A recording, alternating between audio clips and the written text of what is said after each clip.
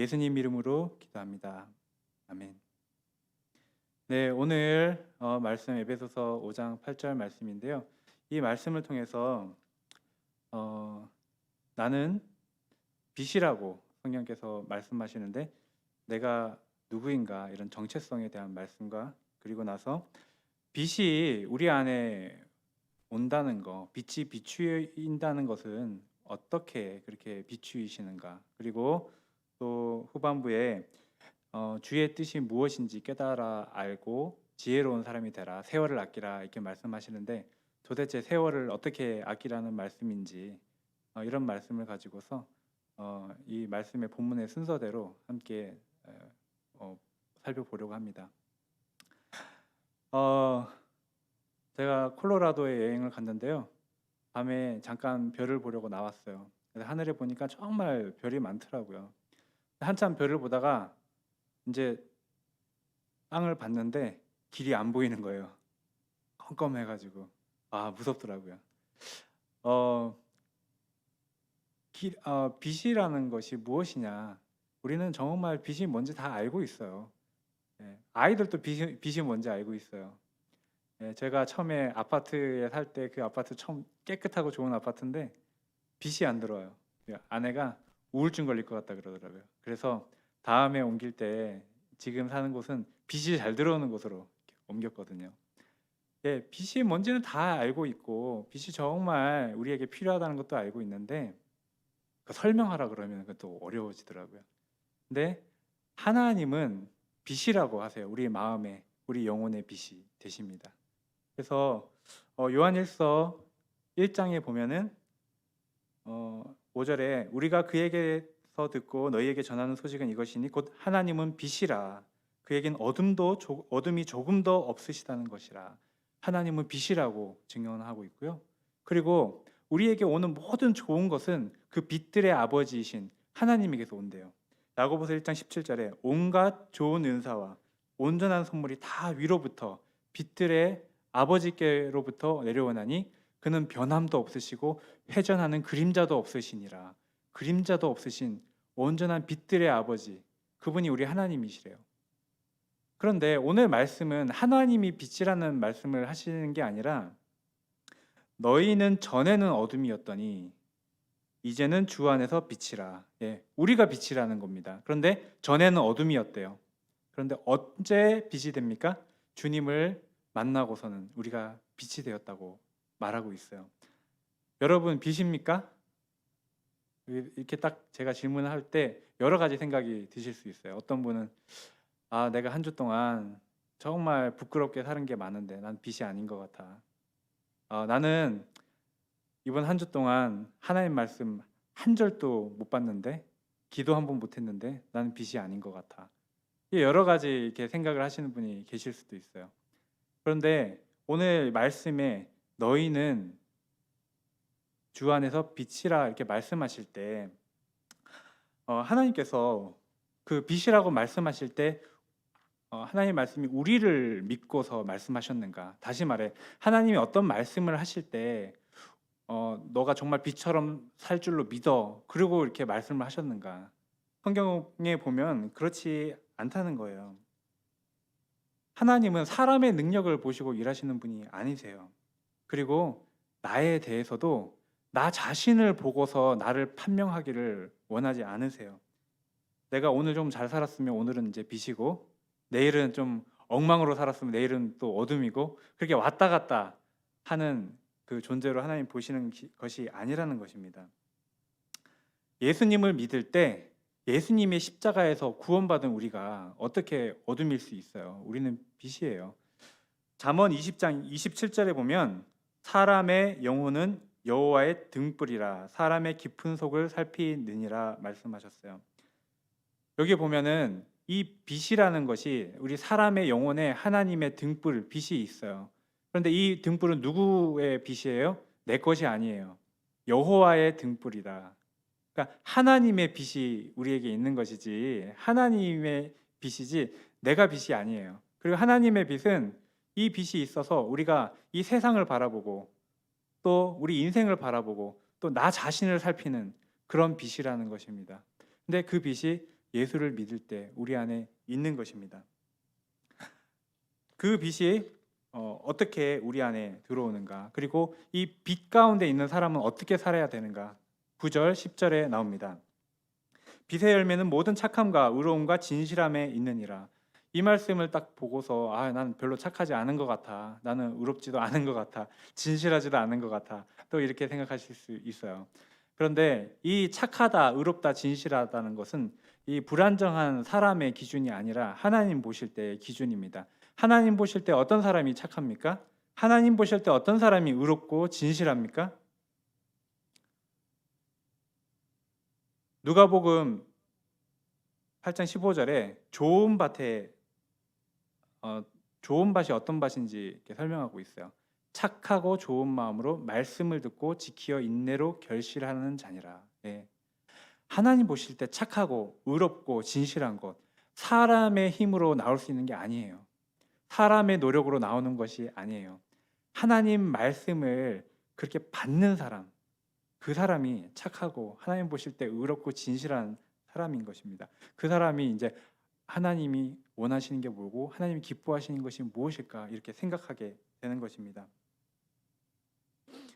그런데 사람의 그 생각이 하나님의 말씀을 향하지 않고요, 많은 경우에 자기에게 향합니다.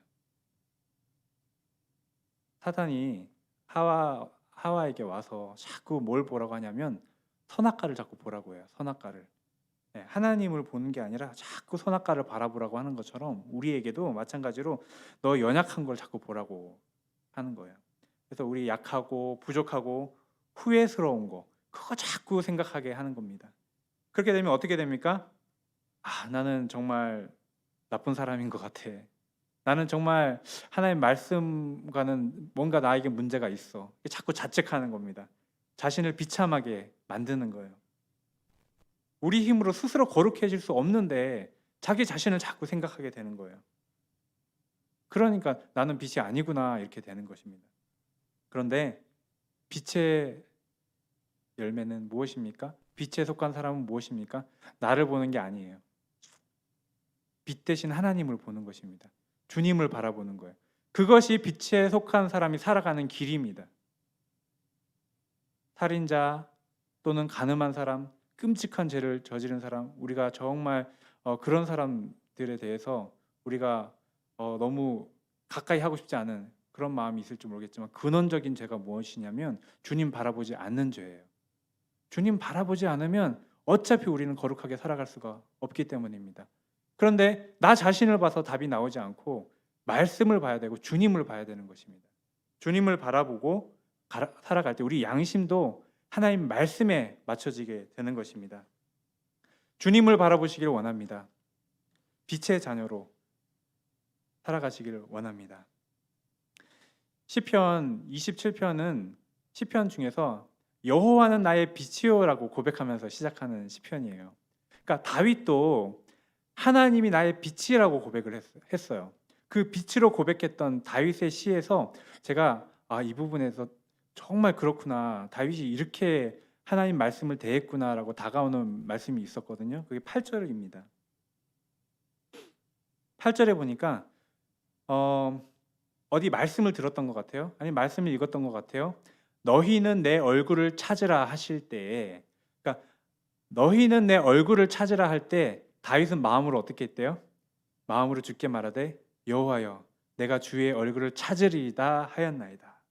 예. 그러니까 말씀을 들을 때 다윗은 그 말씀을 그렇게 붙잡는 거예요. 하나님께서 너는 죄인이다, 나를 바라봐야 된다. 다윗은 마음속에 주여 그렇습니다, 난 죄인입니다, 난 주님을 바라보겠습니다. 말씀을 들으면서 자꾸 마음속으로 그렇게 말씀을 붙잡는 거예요. 예. 주님이 빛인 걸 알기 때문에. 우리 성도님들도 말씀 들을 때 지금 마음속으로 어떤 생각하고 계신가요? 그래, 나는 내 삶을 바라보지 않고 주님을 바라보겠습니다. 그렇게 그렇게 고백하시길 원합니다. 다윗이라면 그렇게 했을 거예요. 네. 세상에 빛이 되기 위해서 우리가 세상에 나가 살아야 된다고 생각할 수 있는데요, 그렇지 않아요. 우리는 지금 세상에 살고 있어요. 세상에 이미 살고 있고 세상의 빛이 되려면 그 빛 대신 주님을 바라봐야 되는 것이에요. 우리 교회에 나와서 말씀 듣고 우리 하나님을 찬양하고 예배하는 거, 그 빛을 받으려고 하는 것이잖아요.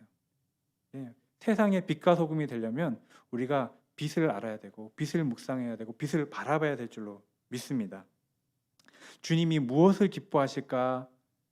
예, 그 9절에 나온 것처럼 오늘 10절에 나온 것처럼 그렇게 주님의 말씀을 붙잡은 사람은 주님이 무엇을 기뻐하실까 이렇게 이제 생각할 수 있는 사람이 됩니다.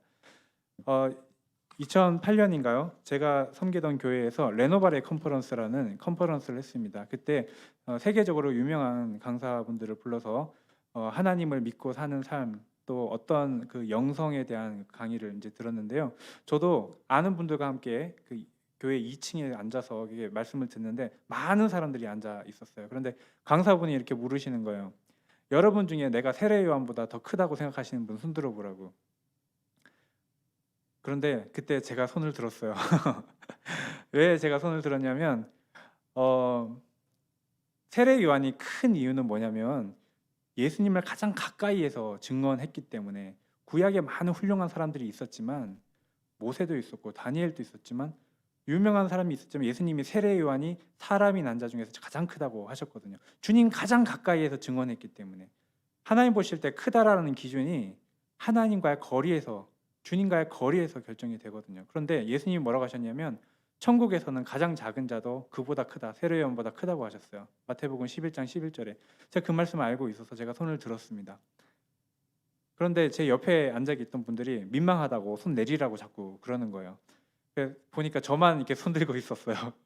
그런데 그 강사분이 하시는 말씀이 여러분 다 손 들어야 된다고, 다 들어야 된다고, 말씀대로 믿어야 된다고 그렇게 얘기를 하셨어요. 우리가 믿으려면은 분명하게 믿어야 돼요. 확실하게 믿어야 돼요.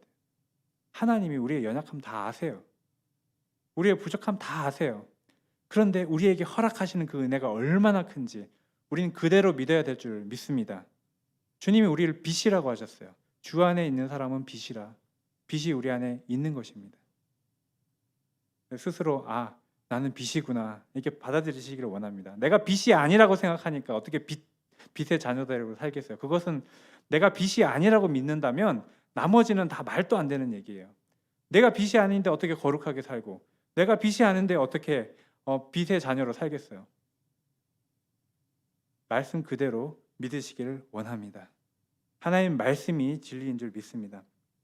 자, 그런데 그 빛이 어떻게 우리 안에 들어오는가? 어떻게 내 안에 빛이 머물게 되는가? 또 아까 봤죠. 우리 양심에 하나님이 빛을 주시는데 그거는 내 마음대로 할 수 있는 빛이 아니라 하나님의 등불이라 하나님의 빛이에요. 그래서 하나님이 비춰주시는 빛이라는 것입니다. 내 마음대로 되는 게 아니라. 그런데 그 빛이 우리에게 비춰질 때 어떻게 비춰지는가? 11절에서 14절 이게 말씀이 나옵니다. 여기에서 어떤 말씀이 있냐면요. 너희는 열매 없는 어둠의 일에 참여하지 말고 도리어 책망하라. 은밀히 행하는 일은 다 부끄러운 것이다. 그리고 13절에 책망받는 모든 것은 빛으로 말미암아 드러나느니 드러나는 것마다 빛이니라. 14절까지 읽겠습니다. 그러므로 이르시기를 잠자는 자여 깨어서 죽은 자들 가운데서 일어나라. 그리스도께서 너에게 비추시리라 하셨느니라. 여기에서 책망이 나옵니다. 책망. 주님께서 우리를 책망하실 때 빛이 되는 거예요. 그리고 우리도 어둠의 일을 보면 책망하라고 나와요. 그런데 여기에서 우리가 주의해야 될 게 있어요. 책망에는 두 가지가 있습니다. 제가 알기 쉽게 말씀을 드리는 겁니다. 첫 번째는 주님이 빛이에요. 어둠이 하나도 없으시대요. 우리를 향한 미운 마음이 하나도 없으세요. 내가 몰랐는데 너 그런 사람인지 몰랐다. 실망이다. 주님 그런 분이 아니세요. 주님은 빛이세요. 그래서 빛에 속하신 그 주님께서 책망하실 때 그 책망을 받으면 우리 마음에 어둠이 떠나가는 거예요. 그리고 우리 마음에 빛이 들어오는 거예요. 사람들이 착각하는 게 책망받으면 나는 죄인이 되는구나. 책망받으면 나는 진짜 이게 나쁜 사람이 되는구나 이렇게 생각하는데 완전히 속아 있는 거예요. 반대거든요.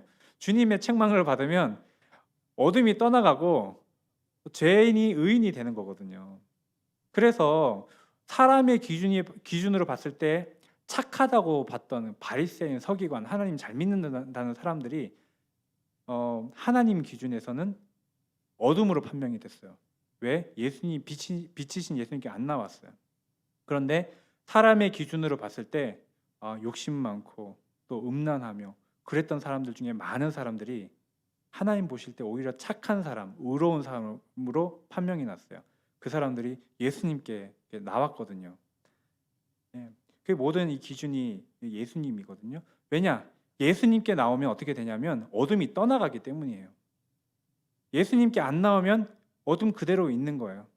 근데 많은 그 당시에 내가 괜찮다라고 생각했던 사람들이 예수님이 그 말씀하신 것을 오해해가지고 무시한다고 생각하고 모욕한다고 생각하고 자존심 상해하고 예수님을 미워하고 그렇게 했던 것입니다. 그게 속아 있는 것입니다. 제가 두 가지 책망이 있다고 했습니다. 빛에서 나온 책망은 어떤 책망이냐면 알기 쉽게 말씀드리자면 너는 하나님의 사람인데 너는 주님의 그 크신 사랑을 받은 사람인데 이미 주님께서 너를 위해서 십자가 다 죽으셨는데 너 그렇게 살아가서 되느냐? 너 그렇게 살면 되느냐? 그런 책망 가운데서는 뭐가 있냐면 사랑이 있어요. 그 사람을 향해서 하시는 그 사랑이 있는 거예요. 그런데 어둠에 속한 책망이 있어요. 뭐냐면 너 하는 거 보니까 너 그런 줄 알았다. 너 그런 놈인 줄 알았다. 이런 책망이에요. 그 책망은 뭐냐면 너의 존재 자체가 그런 사람이라는 겁니다. 근데 그 책망은 다 옳아요. 찔릴 수도 있어요. 맞는 말 같아요. 근데 그 책망 들으면 죽어요. 그 책망은 들으면 마음에 어둠이 들어와요. 아, 나는 그런 사람인가 보구나. 너 그렇게 공부 안 해서 너 나중에 뭐 될래? 너 굶어 죽어. 아, 나는 그런 사람이구나. 그런 책망 들으면 죽어요. 네. 근데 하나님이 하시는 책망, 주님이 하시는 책망은 빛에서 나오는 책망이에요. 그 책망은 받아들이면 내 마음에 빛이 생긴다는 겁니다. 다 빛으로 드러나는 것입니다. 예수님께서 이 땅에 오실 때 주님의 사명 중에 하나, 주님이 하시는 일 중에 하나가 그 사람의 마음에 깊이 숨겨져 있는 생각을 드러내는 것이에요. 누가복음 2장 35절에 예수님에 대해서 예언을 할 때 여러 사람의 마음의 생각을 드러내기 위해서 예수님이 무시도 당하고 모욕당하고 십자가에 죽으신다라고 예언이 되어 있어요. 예수님께서 빛의 역할을 하시는 겁니다. 사람들의 마음을 비추시는 겁니다. 네. 우리가 나는 하나님 믿어, 예수님 믿어 그러는데요. 가만히 보면 깊은 마음에는 하나님 나를 사랑하지 않으시는 것 같아 이런 마음이 있어요. 깊은 마음에는 하나님 나 잘 모르시는 것 같아. 깊은 마음에는 내가 잘못했으니까 하나님 나 버리시는 거 아니야? 이런 마음들이 있어요. 주님께서는 그 깊은 마음을 드러내시는 거예요. 주님께서 드러내실 때 드러나고 책망을 받으면 어떻게 된다고요? 다 우리가 빛이 돼요. 우리 안에 빛이 들어오는 것입니다. 주님께서 비추실 때 그 빛을 받아들이시고 주님의 책망을 받아들이시고 말씀을 받아들이시는 우리 성도님 되시기를 원합니다. 14절 다시 한번 보겠습니다. 그러므로 이르시기를 잠자는 자여 깨어서 죽은 자들 가운데서 일어나라. 그리스도께서 너에게 비추이시리라. 주님께서 깨우시는 거예요. 네, 일어나라고 깨우시는 겁니다. 제가 그 대학교 때 제가 멘토처럼 생각하는 목사님이 계셨어요. 그런데 이제 같이 이제 우리 찬양도 하고 예배도 드리고 하는데 토요일 날 그 모임이 있었어요. 그런데 제가 거기에서 어떤 역할을 하나 맡았는데 제가 2주 동안 일이 있어서 무단으로 빠지게 됐어요. 이렇게 빠졌는데 다음에 제가 갔더니 제가 해야 될 역할에 다른 사람이 세워진 거예요. 그런데 예배하는 내내 마음에 서운한 거예요. 이해는 되는데 예배 드리는 내내 나를 미워하시나? 이런 마음이 막 있는 거예요. 그래가지고 마음이 섭섭한 마음으로 있다가 제가 이게 전화 통화를 하면서 그런 얘기를 이렇게 했거든요. 그때 저에게 책망을 하셨는데 어떻게 하셨냐면 내가 너를 얼마나 아끼고 또 사랑하고 내가 너를 얼마나 그렇게 좋아하고 했는지 너도 알 거다. 예, 실제로 그러셨거든요. 그런데 이어서 하시는 말씀이 이스라엘 사람이 애굽에서 출애굽해서 홍해를 건널 때 하나님의 은혜가 얼마나 기뻐서 춤추고 감사했는지 성경에 나오는데 바로 다음에 일주일도 지나지 않아서 하나님께 원망하고 불평하고 애굽으로 돌아가는 게 낫겠다고 그렇게 얘기하는 이스라엘 사람들 그 모습을 보는데 오늘 너의 그 모습이 그 모습 같다 이런 얘기를 하시는 거예요. 근데 그때 제가 마음에 깜짝 놀랐어요. 저는 그 애굽의 그 불평하고 불만하는 사람들이 저라고는 생각을 못했거든요. 근데 돌아보니까 제가 그 사랑받고 그럴 때 너무 좋아했다가 또 잠깐 뭔가 소외되는 것 같고 뭔가 좀 내가 배제되는 것 같고 이러니까 그 마음에 원망하고 오해하고 그러는 거예요. 그 마음이 이스라엘 사람과 같다 그렇게 얘기할 때 그때 마치 제 마음에 빛이 비추어지는 것 같아요. 그리고 이어서 무슨 말씀하셨냐면 너 내가 하나님 믿고 기도하는 사람인 거 알지? 네, 알죠. 그런데 하나님 믿는 사람이 어떻게 미워할 수 있냐? 하나님 믿는 사람이 어떻게 너를 미워할 수 있다고 생각하냐? 그 부분에서 내가 조금 실망이다.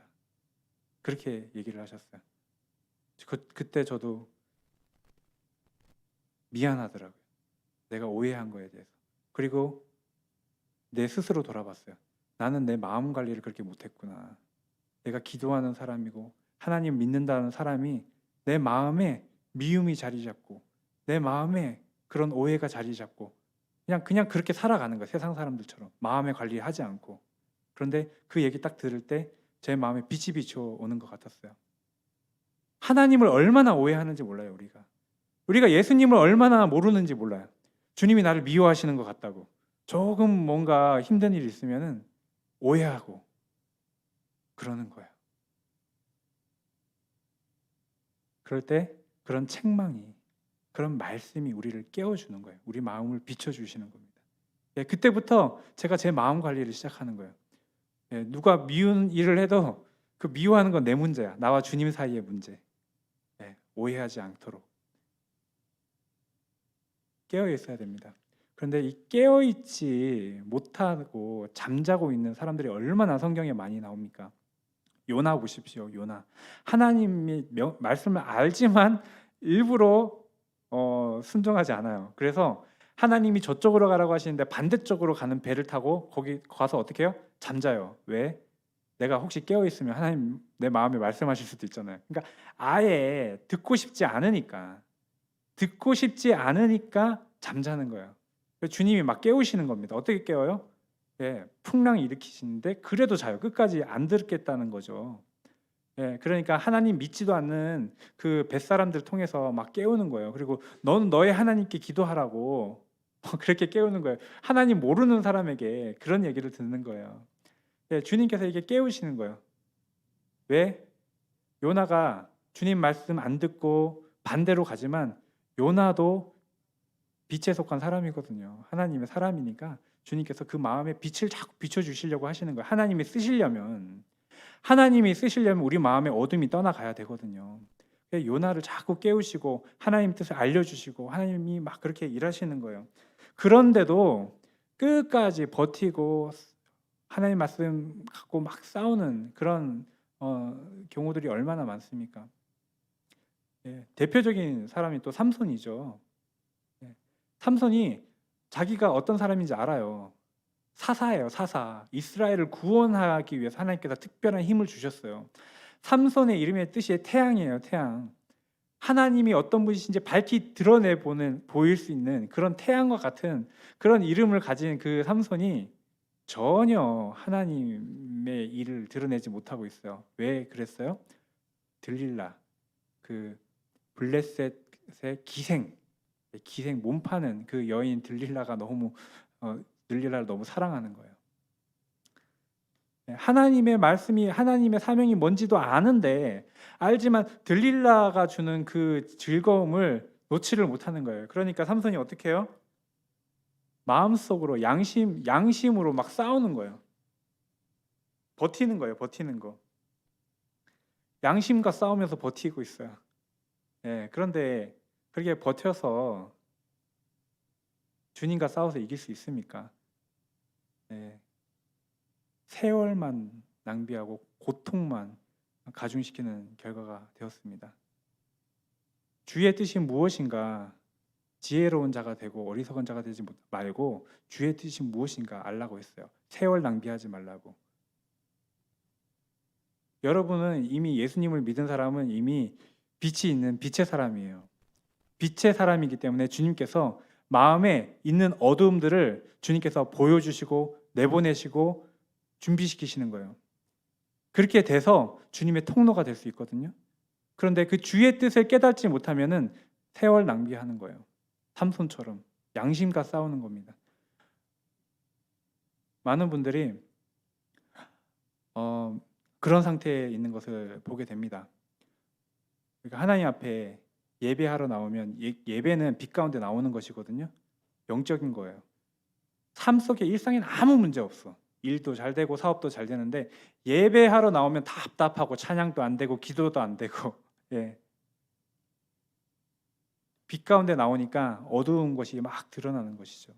더 심각한 분은 막 사람들과 싸우고 막 그랬는데 예배 태연히 잘 드리는 분, 예. 아주 마비가 된 것입니다. 예배를 많이 드린다고 해서 은혜가 올 수 있는 게 아닙니다. 주의 뜻을 깨닫고 회개해야 되는 것이죠.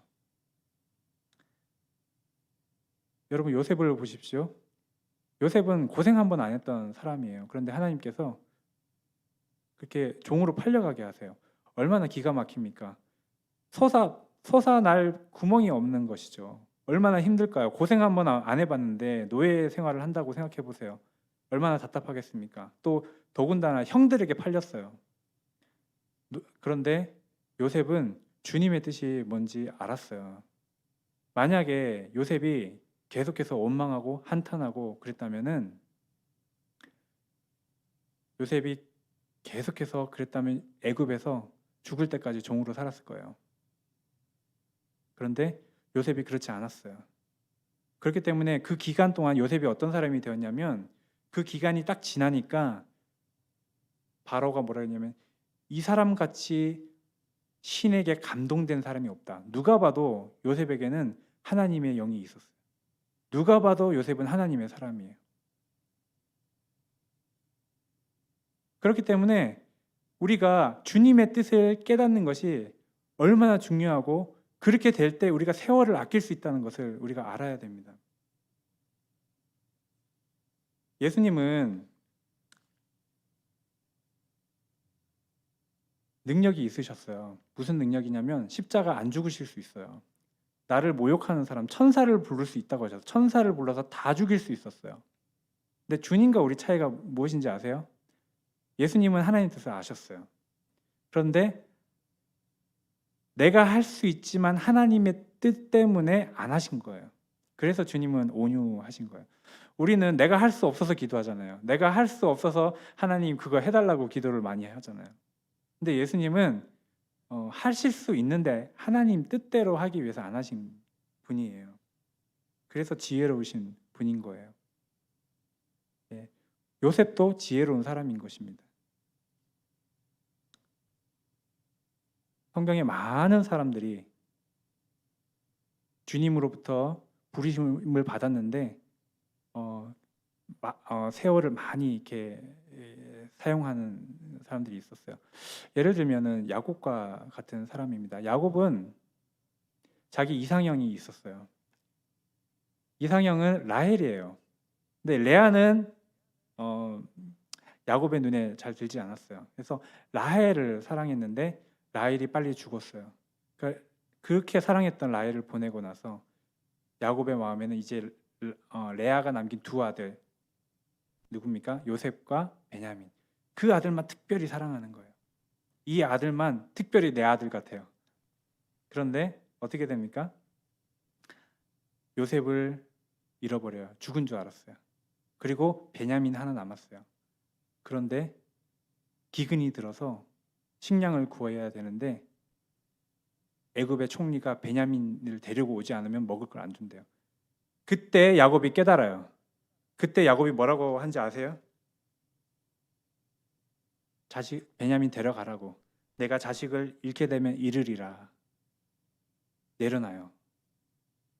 베냐민을 딱 내려놓습니다. 하나님 앞에 내려놓고 나서 어떻게 됩니까? 요셉을 만나게 되고 그 다음에 평탄케 돼요. 그리고 야곱이 마지막에 12 아들에게 그 예언을 해줍니다. 축복을 해주고 예언을 해주는데요. 그거 들어보면요, 그 인간적인 시각에서 나오는 예언이 아니에요. 야곱이 자기가 그렇게 그 붙잡았던 그 인간적인 그 애정과 그 취향, 바로 그게 어둠이었거든요. 주님께서 그걸 계속해서 몰아내려고 하시는데 야곱이 깨달은 거거든요. 그리고 예언을 해줄 때 그 보면 그 주님의 관점이에요. 이 12 아들에 대한 주님의 시각으로 예언을 해주는 사람이 됩니다. 그리고 야곱이 뭐라고 얘기하냐면 내가 죽으면 레아 옆에 묻어달라고 그렇게 얘기를 해요. 주님의 뜻을 받아들이고 알게 된 거예요. 여러분, 우리가 주님의 뜻을 알면, 인도하심을 잘 알면 우리가 어떻게 되는지 아십니까? 어떤 분은 이렇게 얘기해요. 내가 남편 때문에, 또 내가 아내 때문에 내가 이렇게 힘들어. 그런데 우리가 주님의 뜻을 잘 알았다면 누구랑 결혼했을까요? 아마 똑같은 남자, 똑같은 아내랑 결혼했을 거예요. 네. 같은 길을 갔을 거예요.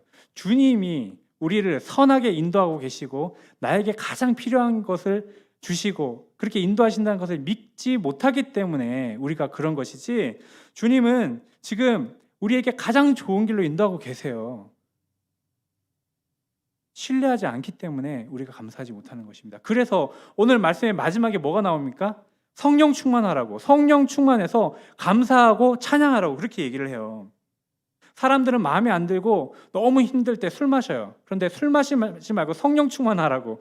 왜? 성령 충만하면 기뻐하고 감사가 나오는 겁니다. 눈이 열리게 되는 것입니다. 오늘 말씀 정리하겠습니다. 우리가 빛이에요. 우리는 어둠이 될 수가 없어요. 예수님 믿는 사람이 이면 빛이에요. 근데 내가 빛인지 모르고 살아가기 때문에 문제가 됩니다. 주님께서는 우리 안에 어두움을 몰아내기를 원하세요. 그래서 주님께서 계속 비추이시는 것이 우리의 삶을 그렇게 인도하시는 것입니다. 그렇기 때문에 우리는 고집 부리는 것이 아니라 주님의 뜻이 무엇인지 깨달아야 우리가 세월을 아낄 수 있습니다. 그리고 우리가 우리 안에 있는 어둠이 떠나가게 되면 우리는 주님의 통로가 되는 것입니다. 주님의 뜻을 알아서 정말 빛의 자녀로 주님과 교제하며 살아가는 우리 성도님들 되시기를 축복합니다. 우리 같이 기도하겠습니다.